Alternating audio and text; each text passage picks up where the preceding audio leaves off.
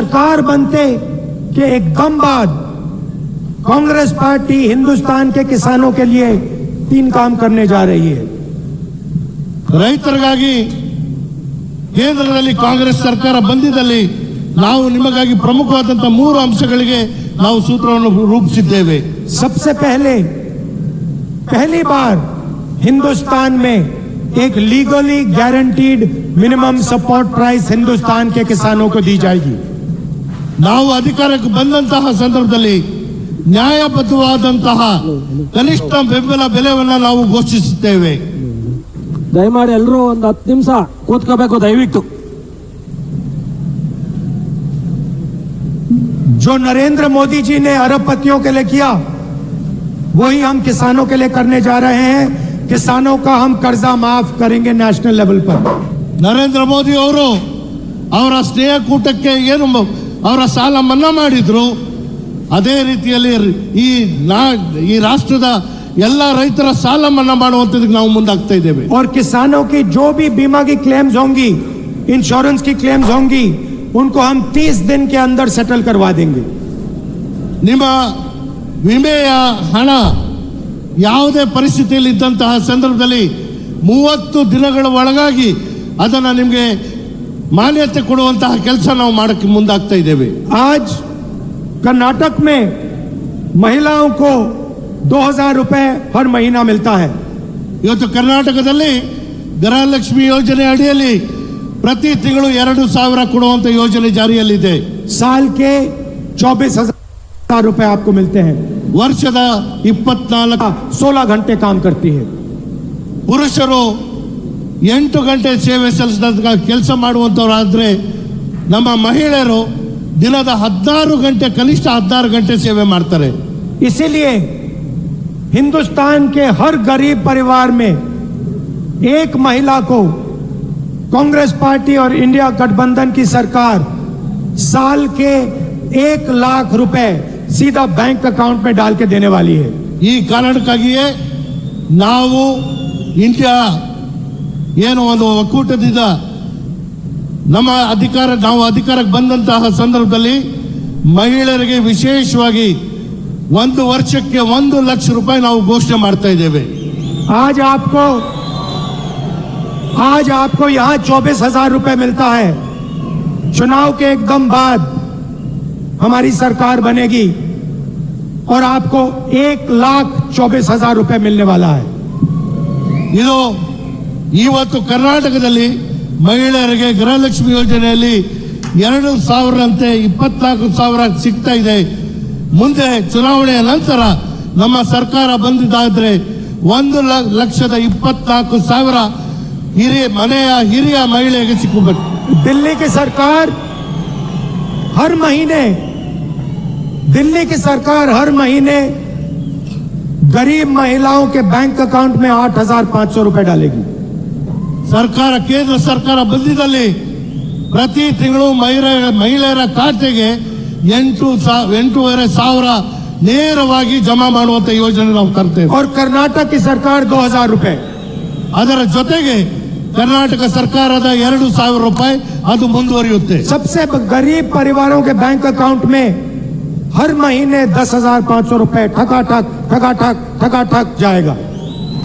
ಪ್ರತಿ ಬಡ ಕುಟುಂಬದ ಮಹಿಳೆಯರ ಹೆಸರಿಗೆ 8,500 ಕೇಂದ್ರದ್ದು, 2,000 ರಾಜ್ಯ ಸರ್ಕಾರದ್ದು, 10,500 ಪ್ರತಿ ತಿಂಗಳು ಯಾವುದೇ ಕಾರಣಕ್ಕೂ ತಪ್ಪದೆ ನಿಮಗೆ करोड़ों परिवारों की जिंदगी बदल जाएगी।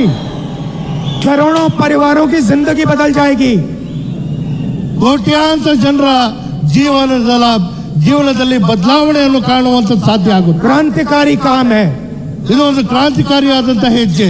मगर कांग्रेस पार्टी वहां नहीं रुकी। कांग्रेस पार्टी वहां नहीं रुकी। ಯಾವುದೇ ಕಾರಣಕ್ಕೂ ಕಾಂಗ್ರೆಸ್ ಪಾರ್ಟಿ ಅಲ್ಲಿಗೆ ಮಾತ್ರ ಸೀಮಿತ ಆಗಲ್ಲ। एक महिला को साल के 1 लाख रुपए। अब आप पूछोगे बेरोजगार युवाओं का क्या होगा? ಮಹಿಳೆಯರಿಗೆ 1 ಲಕ್ಷ ಕೊಡುವಂತದ್ದು ನಾವು ಹೇಳಿದ್ದೇವೆ। ಆದ್ರೆ ನಿಮ್ಮ ಪ್ರಶ್ನೆ ನಮ್ಮ ಯುವಕರಿಗೆ ನಿಮ್ಮ ಬೇಡಿಕೆ ನಿಮ್ಮ ಕಾರ್ಯಕ್ರಮಗಳು ಏನು ಅಂತ। मैं आज कर्नाटका के बेरोजगार युवाओं को बताने आया हूं ನಿರುದ್ಯೋಗಿ ಯುವಕರಿಗೆ ಇವತ್ತು ನಾನು ಈ ಸಂದೇಶ ಕೊಡೋಕೆ ಬಂದಿದ್ದೇನೆ. कांग्रेस पार्टी आपके लिए क्या करने जा रही है? ऐतिहासिक क्रांतिकारी काम करने जा रही है. ಒಂದು ಐತಿಹಾಸಿಕವಾದಂತ ಕಾರ್ಯಕ್ರಮವನ್ನು ನಿಮ್ಮ ಮುಂದೆ ನಾನು ತಂದಿದ್ದೇನೆ. शायद जो आप अपने सपने में भी नहीं देख सकते थे.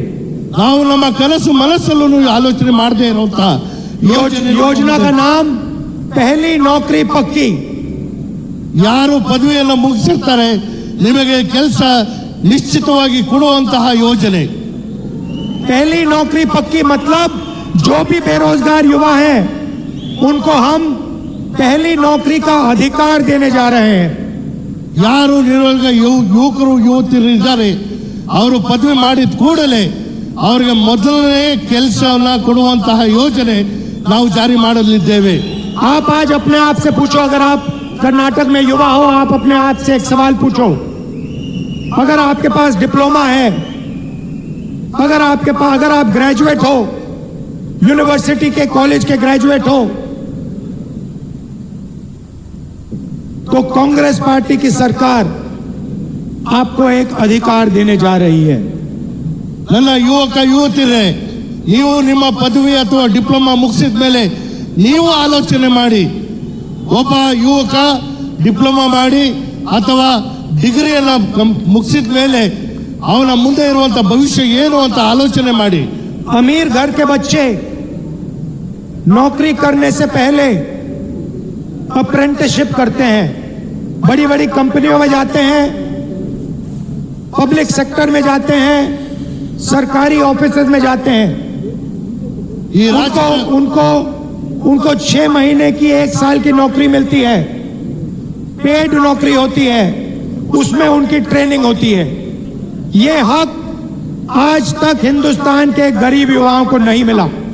ಶ್ರೀಮಂತರ ಮಕ್ಕಳು ಅವರ ಶಿಫಾರಸು ಮೂಲಕ ಅನೇಕ ಕಾರ್ಖಾನೆಗಳಲ್ಲಾಗ್ಲಿ ಅಥವಾ ಪಬ್ಲಿಕ್ ಸೆಕ್ಟರ್ ಅಲ್ಲಾಗ್ಲಿ ಅಥವಾ ಸರ್ಕಾರಿ ಸಂಸ್ಥೆಗಳಲ್ಲಾಗ್ಲಿ ಅವರು ಅಪ್ರೆಂಟಿಸ್ಶಿಪ್ ಮಾಡಿ ಅವ್ರಿಗೆ ತಿಂಗಳಿಗೆ ಸಂಭಾವನೆ ಬರುವಂತ ಯೋಜನೆ ನಾವು ಕೊಡಕ್ ಸಾಧ್ಯ. ಆದ್ರೆ ಯಾವುದೇ ಸರ್ಕಾರ ಕಡು ಬಡವರ ಮಕ್ಕಳು ವಿದ್ಯಾವಂತರ ಆದ್ರೂ ಅವ್ರಿಗೆ ಈ ಯೋಜನೆ ದಕ್ತಾ ಇರಲಿಲ್ಲ. ಈ ನ್ಯಾಯವನ್ನ ಕಾಂಗ್ರೆಸ್ ಪಾರ್ಟಿ ಮಾಡಕ್ಕೆ ಮುಂದಾಗ್ತಾ ಇದೆ. कांग्रेस पार्टी हिंदुस्तान के हर बेरोजगार युवा को 1 साल की अप्रेंटिसशिप का अधिकार देगी. 1 साल में युवा को हर महीने 8,500 रुपए मिलेगा, 1 साल का 1 लाख रुपए मिलेगा और बेस्ट क्वालिटी की उसको ट्रेनिंग मिलेगी. ನಮ್ಮ ಸರ್ಕಾರ ಬಂದಿದ್ದಲ್ಲಿ ನಮ್ಮ ರಾಷ್ಟ್ರ ವ್ಯಾಪ್ತಿಯ ಯುವಕ ಯುವತಿಯರಿಗೆ ಅವರು ಅವರ ವಿದ್ಯೆಯನ್ನ ಏನು ಪದವಿ ಅಥವಾ ಡಿಪ್ಲೊಮಾ ಮಾಡಿದ ಮೇಲೆ ಅಪ್ರೆಂಟಿಸ್ ಈ ಒಂದು ಅಧಿಕಾರ ಎಲ್ಲ ಬಡ ಕುಟುಂಬಗಳಿಗೂ ವಿತರಿಸಿ ಪ್ರತಿ ತಿಂಗಳು 8,500 ಸಂಭಾವನೆಯನ್ನು ಕೊಟ್ಟು ವರ್ಷಕ್ಕೆ 1 ಲಕ್ಷ ರೂಪಾಯಿ ಕೊಡೋಕೆ ಮುಂದಾಗ್ತಾ ಇದೆ. हिंदुस्तान की इंडस्ट्रीज को, पब्लिक सेक्टर को करोड़ों ट्रेंड युवा मिलेंगे.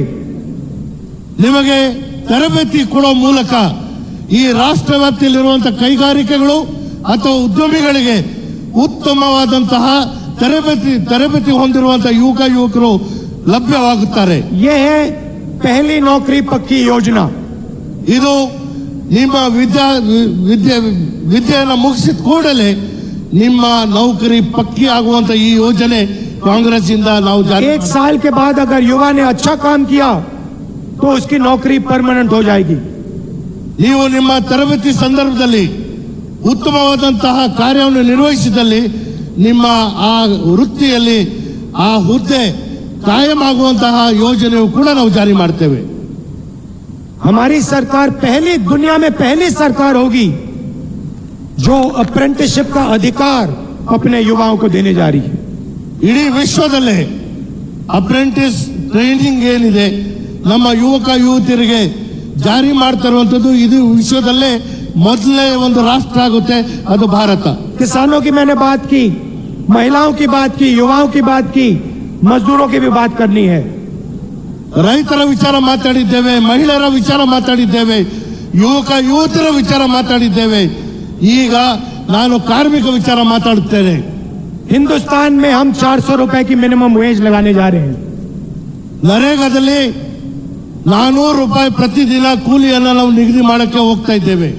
मनरेगा पहले गांव में होता था, हम मनरेगा शहर में भी चलाएंगे. ನರೇಗಾ ಯೋಜನೆ ಕೇವಲ ಗ್ರಾಮೀಣ ಭಾಗಕ್ಕೆ ಮಾತ್ರ ಸೀಮಿತ ಇತ್ತು, ಅದನ್ನ ಈಗ ನಗರ ಪ್ರದೇಶಕ್ಕೂ ನಾವು ಜಾರಿ ಮಾಡಲಿದ್ದೇವೆ. और जो आशा और आंगनवाड़ी की महिलाएं हैं उनकी हम आमदनी दुगनी करने जा रहे हैं. ಆಶಾ ಮತ್ತು ಅಂಗನವಾಡಿ ಕಾರ್ಯಕರ್ತರಿಗೆ ಅವರ ಬದುಕನ್ನು ಹಸನು ಮಾಡುವಂಥದ್ದಕ್ಕೆ ಅವರ ಸಂಭಾವನೆಯನ್ನ ದುಗ್ನ ಮಾಡುವಂತ ಕೆಲಸ ನಾವು ಮಾಡಕ್ ಮುಂದಾಗ್ತಾ ಇದ್ದೇವೆ. सरकार में और पब्लिक सेक्टर यूनिट में लाखों लोग कॉन्ट्रैक्ट बेसिस पे काम करते हैं.